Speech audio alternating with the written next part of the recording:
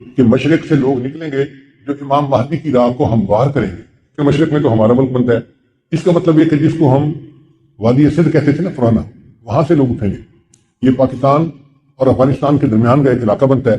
بیت المقدس 3 مرتبہ فتح ہوا، ایک مرتبہ عربوں نے فتح کیا حضرت عمر لانو کے زمانے میں، کافروں نے چابیاں حوالے کر دی تھی۔ دوسری فتح پھر کردستان کا ایک نوجوان تھا جس کا نام تھا صلاح الدین ایوبی، اس نے صلیبی جنگیں لڑی اور کافروں سے بیت المقدس کو فتح کروا لیا۔ اب تیسری مرتبہ وہ پھر فتح ہوگا، اور ہمارا یہ گمان ہے کہ اللہ تعالیٰ یہ اعزاز پاکستان کے لوگوں کو عطا فرمائے گے انشاءاللہ۔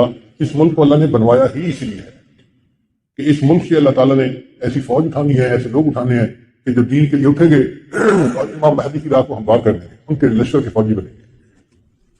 حدیث مبارکہ میں بھی ہے کہ امام مہدی آئیں گے مگر وہ چھپے ہوں گے، اپنے آپ کو چھپائیں گے، پہلے مدینہ طیبہ میں ہوں گے مگر وہ وہاں سے مکہ مکرمہ اس لیے آ جائیں گے کہ لوگ مجھے پہچان نہ لیں، چھپ رہے ہوں گے لوگوں سے کہ لوگ مجھے دیکھ نہ لیں، پہچان نہ لیں۔ لیکن جب مکہ مکرمہ میں وہ طواف کر رہے ہوں گے تو وہ حجر اسود کے قریب آئیں گے تو ایک غیب سے آواز آئے گی کہ لوگوں یہ مہدی ہیں، تم ان کی بیعت کرو،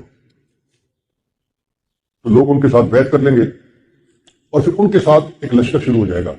یہ لشکر ایسا ہوگا کہ جس نے بالآخر بیت المقدس کو فتح کرنا ہے۔ حدیث مبارکہ میں ہے کہ کالے جھنڈے یہ لے کر لوگ اٹھیں گے اور وہ اس کو جا کر بیت المقدس کے اندر گاڑیں گے، یعنی امام مہدی کے ہاتھ پہ اللہ تعالیٰ بیت المقدس کو فتح کروائیں گے۔ پھر امام مہدی موجود ہوں گے تو ان کی موجودگی میں حضرت عیسیٰ علیہ السلام بھی آئیں گے۔ دمشق کی ایک مسجد ہے، اس مسجد میں وہ نماز کے لیے کھڑے ہوں گے، تکبیر کہی جائے گی، تو اتنے میں حضرت عیسیٰ علیہ السلام اس مسجد کے مینارے کے اوپر اتریں گے آسمان سے، تو امام مہدی ان کو کہیں گے جی کہ آپ نماز پڑھائیں، اور وہ امام مہدی کو کہیں گے کہ آپ نماز پڑھائیں۔ چنانچہ حضرت عیسیٰ علیہ السلام کے حکم پر امام مہدی نماز پڑھائیں گے۔ یہ اعزاز ملے گا ان کو کہ حضرت عیسیٰ علیہ السلام ان کے پیچھے نماز ادا کریں گے۔ اب حضرت عیسیٰ علیہ السلام نبی علیہ السلام کی شریعت کے مطابق یہاں پر زندگی گزاریں گے۔ یہ ان کے لیے بھی اعزاز کہ انہوں نے دعا مانگی تھی کہ اللہ مجھے اپنے محبوب کی امت میں ہونے کا شرف عطا فرما، تو اللہ نے ان کو آسمانوں پہ بلا لیا اور پھر اللہ ان کو دوبارہ بھیجیں گے تاکہ وہ اس شرف کو حاصل کر سکیں۔ پھر حضرت عیسیٰ علیہ السلام بیت المقدس آئیں گے، اتنے میں دجال بھی آ جائے گا۔ اب دجال جو ہے وہ پوری دنیا کے اندر کفر کو پھیلائے گا۔ اس کے پاس ٹیکنالوجی ایسی ہوگی کہ بارش برسے گی، کھیتیاں زیادہ ہو جائیں گی، پھل زیادہ ہو جائیں گے، اور لوگ اس کے پیچھے لگ جائیں گے مادی وسائل کی وجہ سے۔ بلکہ حدیث پاک میں آتا ہے کہ اس کی پیروی کرنے والی عورتیں زیادہ ہوں گی، کیونکہ عورتوں میں مادیت پرستی زیادہ ہوتی ہے، چمک دمک ان کو زیادہ کھینچتی ہے، تو یہ دجال کے فتنے میں زیادہ گرفتار ہوں گی۔ پھر حضرت عیسیٰ علیہ السلام کو جب پتہ چلے گا تو وہ دجال کی پیچھا کریں گے کہ اس کو قتل کریں۔ اب دجال وہاں سے بھاگے گا، تو بھاگ کے کہاں جائے گا؟ وہ اسرائیل جائے گا، اور وہاں پر ایک جگہ ہے، اس کا نام ہے باب لد۔ اس وقت بھی اسرائیل میں ایک ایئرپورٹ ہے، اس کا نام ہے لد ایئرپورٹ، شہر کا نام بھی لد ہے، اور اسرائیل والوں نے وہاں پر ایک دروازہ بنایا ہے، اس کے اوپر انہوں نے باقاعدہ لکھا ہے باب لد۔ 1400 سال پہلے نبی علیہ السلام نے فرما دیا کہ اس جگہ پر دجال پہنچے گا تو عیسیٰ علیہ السلام وہاں پر اس کو قتل کر دیں گے۔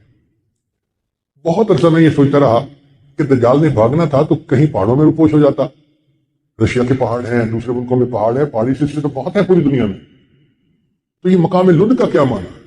بعد میں بات سمجھ میں آئی کہ لد کا جو ایئرپورٹ ہے نا وہ اسپیس پورٹ بھی ہے، یعنی وہاں سے جہاز بھی اڑتے ہیں اور وہاں سے خلائی گاڑیاں بھی اڑ کے خلا میں جاتی ہیں۔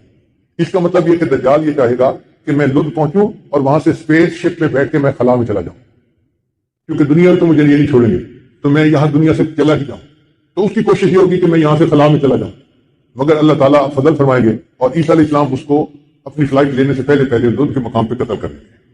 پھر اس کے بعد عیسیٰ علیہ السلام بیت المقدس کے تخت پر بیٹھ کر پوری دنیا کے فیصلے کریں گے، پوری دنیا کی حکومت عیسیٰ علیہ السلام کے ہاتھ میں ہوگی۔ پھر عیسیٰ علیہ السلام صلیب کو توڑیں گے اپنے ہاتھوں سے، اور پھر یہود و نصارہ میں جو ان کی مخالفت کرے گا اس کو قتل کریں گے، حتیٰ کہ ایک ایسا وقت آئے گا کہ پوری دنیا میں ایک بھی بندہ غیر مسلم نہیں رہے گا، سارے مسلمانوں کے۔ اس وقت اتنی برکتیں ہوں گی، حدیث پاک میں آتا ہے کہ ایک گائے کا دودھ پورے خاندان کے لیے کافی ہو جائے گا۔ اب یہ بات تو سمجھ میں آتی ہے، آج ایسی گائے بن گئی ہیں جو 100 لیٹر دودھ دیتی ہیں ایک دن میں۔ اب 100 لیٹر تو واقعی پورے خاندان کے لیے کافی ہے، 40-50 گھروں کے لیے کافی ہو جاتی ہے۔ یہ باتیں نبی صاحب نے اس وقت فرمائی جبکہ لوگوں کو اس کا تصور بھی نہیں ہو سکتا تھا میرے آقا صلی اللہ علیہ وسلم کی نگاہ کیسی تھی؟ یہ نگاہ نبوت تھی جو بہت دور دیکھ لیتی تھی کہ 1400 سال پہلے بیٹھ کر ایسی باتیں تھیں جیسے آج اپنی آنکھ سے دیکھ کے کوئی بندہ بات کر رہا ہوتا ہے۔ پھر عیسیٰ علیہ السلام فوت ہو جائیں گے اور اس کے بعد جو بگاڑ آئے گا نا وہ پرماننٹ بگاڑ ہوگا، اور اس کے بعد پھر قیامت قائم ہوگی علی شرار الناس، ان لوگوں پر جو سب سے زیادہ شریر لوگ ہوں گے۔